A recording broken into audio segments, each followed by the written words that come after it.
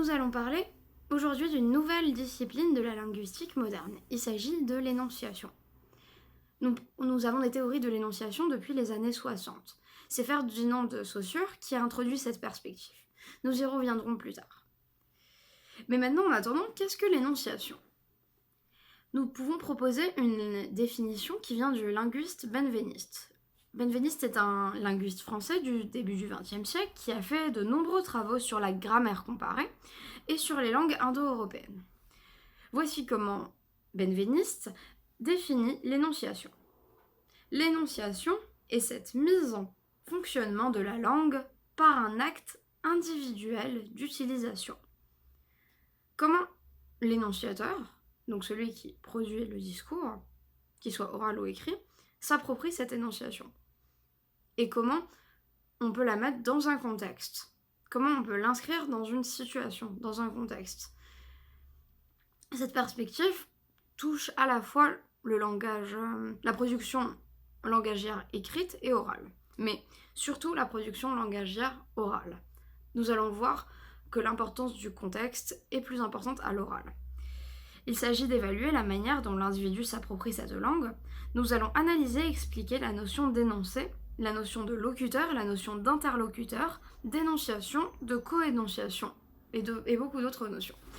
Je sais que c'est une discipline nouvelle introduite à l'université et c'est pour ça que j'ai fait cette vidéo, car je ne trouve aucune vidéo qui parle de cette discipline. Je trouve beaucoup de vidéos linguistiques, de phonétique un petit peu, mais de nouvelles disciplines linguistiques, le contenu YouTube est assez pauvre là-dessus. On trouve beaucoup de vidéos de littérature, à la limite de grammaire, parfois de latin, mais pour ce genre de matières qui sont moins connues, on va dire, ou moins exploitées, on en trouve quand même assez rarement, et c'est pour ça que je fais cette vidéo. Je tiens à préciser que je reprends beaucoup de cours qui sont à l'université. Je n'invente pas de script moi-même, je prends des citations qui existent de linguistes, mais je reprends beaucoup de manières d'expliquer de l'université. Voilà, donc je vais vous montrer la définition d'Oswald Ducrot. C'est un autre linguiste français du début du XXe. Il est également philosophe. Selon lui, l'énonciation est l'événement qui correspond à la production d'un énoncé. L'énonciation, ça va pas être la simple production de l'énoncé, ça va être l'événement, tout ce qu'il y a autour de la production d'un énoncé, oral ou écrit. Ducrot insiste sur le contexte socio-historique de toutes les productions orales ou écrites. Je cite Oswald Ducrot, « C'est l'événement historique constitué par le fait qu'un énoncé a été produit, c'est-à-dire qu'une phrase a été réalisée. On peut l'étudier en cherchant les conditions sociales et psychologiques qui déterminent cette production. » Autrement dit, c'est vraiment tout l'ensemble, tout ce qu'il y a autour d'un discours. Selon Dominique Minguenot, donc Dominique Minguenot, c'est un professeur de linguistique à l'université de Paris-Sorbonne, ce professeur définit l'énonciation comme un pivot de la relation entre la langue et le monde. Dominique Minguenot défend ainsi 3 points. Premier point, l'appropriation par un individu du système de la langue n'est pas une manière de concevoir l'énonciation. Il s'agit d'un échange, mais cet échange n'est pas toujours symétrique. On va y revenir plus tard. L'énonciation ne repose pas sur un et un seul énonciateur. C'est surtout l'idée d'interaction entre les deux énonciateurs qui est la plus importante. Ensuite, Dominique Minguenot relève que ce n'est pas nécessairement l'individu qui parle qui prend en charge l'énonciation. L'individu peut citer quelque chose, et aussi l'individu qui parle peut être interrompu, peut être repris dans son discours, et c'est justement là qu'on va parler de coénonciateur. Antoine Cuglioli, c'est un autre linguiste du début du XXe siècle. Il ne s'agit que des linguistes du XXe siècle, car ce sont des perspectives nouvelles dans la linguistique.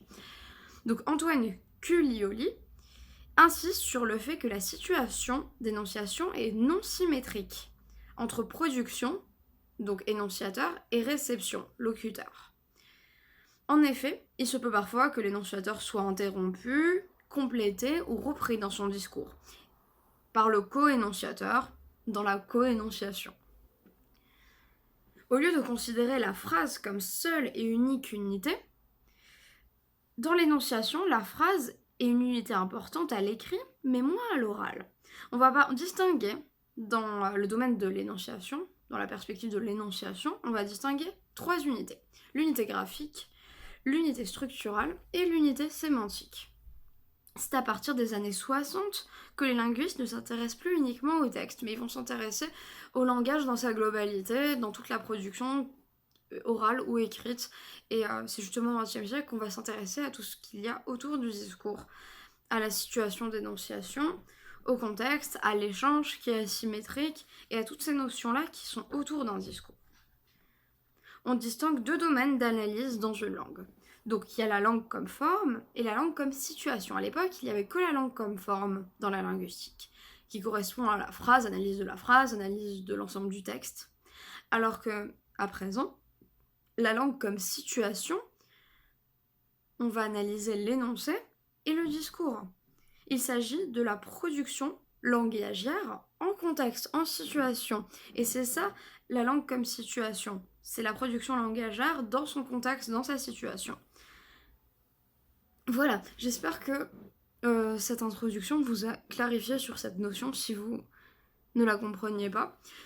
Il s'agit juste d'une introduction, mais je ferai d'autres vidéos pour parler de l'énonciation et de d'autres domaines de la linguistique. Merci à tous.